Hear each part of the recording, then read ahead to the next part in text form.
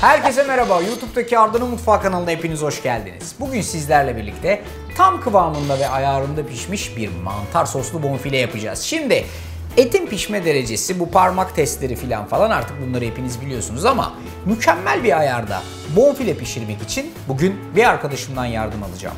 Tefal OptiGrill'den. Sosunu ayrı pişireceğim, etini ayrı pişireceğim. Önce OptiGrill'imi açıp hazırlıyorum. Açma düğmesine basıyorum.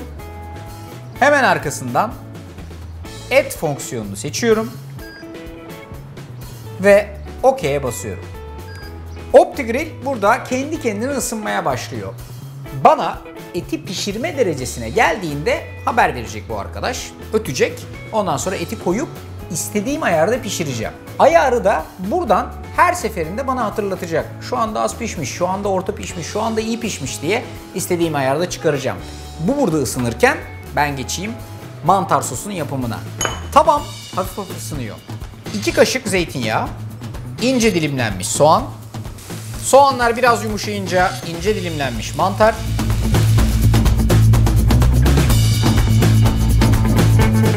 mantarlar iyice kendini bırakınca krema, un ve sütü ekleyip her şeyi güzelce pişiriyorum.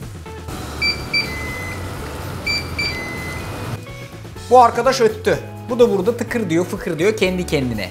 OptiGrill'in güzel tarafı şu. Şimdi bu etleri benim için tam kıvamında ve ayarında pişirecek ama sadece et pişirmiyor. Tavuk pişiriyor, balık pişiriyor. Aynı zamanda akıllı bir tost makinesi bu arkadaş. Her şeyi güzelce pişirebilirsiniz. Yapacağım şey 2 parça bonfile. Her iki tarafını da güzelce tuz ve karabiberle tatlandırdıktan sonra OptiGrill'in içine yerleştirip kapağını kapatacağım. Cız sesini duyuyorsunuz. Her pişme derecesinde, bak şu an yeni başlıyor o yüzden mavi. Biraz sonra yeşile dönecek, biraz sonra sarıya dönecek, biraz sonra turuncu, öyle de gidecek. Renkten pişme derecesini kontrol edeceğim. Hangi derecede pişmesini istiyorsam o derecede bu arkadaşı alacağım. Diğer tarafta sosum tıkırdamaya devam ediyor.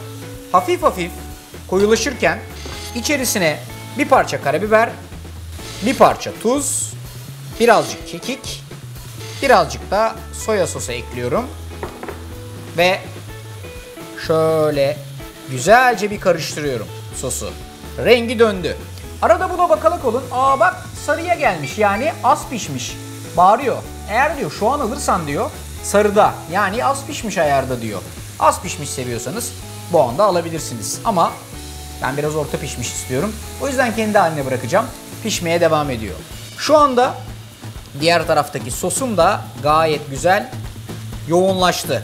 Benim için bunun akışkanlık ayarı güzel. Altını kapatıyorum.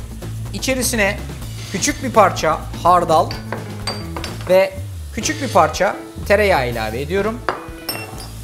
Altı kapalı vaziyette tereyağı, hardal, sosla beraber güzelce bağlamaya başlıyorum. Sos 10 numara 5 yıldız nefis bir kıvamda. En son olarak şöyle ocaktan aldım, yani ateşin altını kapattım lezzet versin diye. Şöyle bir tutam maydanoz ilave ediyorum içerisine. Güzelce karıştırıyorum.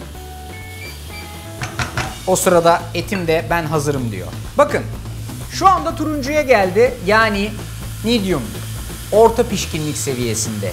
Birazcık daha pişirirsem çok pişmişe doğru gider. Ben çok pişmiş istemiyorum. O yüzden orta pişkinlik seviyesi benim için yeterlidir. Bu dakika itibariyle artık pişirmeyi durduruyorum. Size gösteriyorum eti. Şu dışındaki mükemmel aldığı mühre bakar mısınız? Mükemmel bir atlayış. Etin hem altı bakın hem üstü şahane bir şekilde iz almış ve artık servis edilmeye hazır.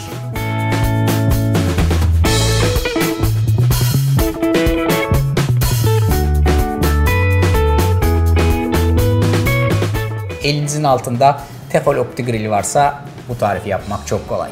Tarifi beğendiyseniz mutlaka uygulayın ve siz de bu şekilde mükemmel pişmiş etleri böyle güzel bir sosla servis edin. Hepinize afiyet olsun.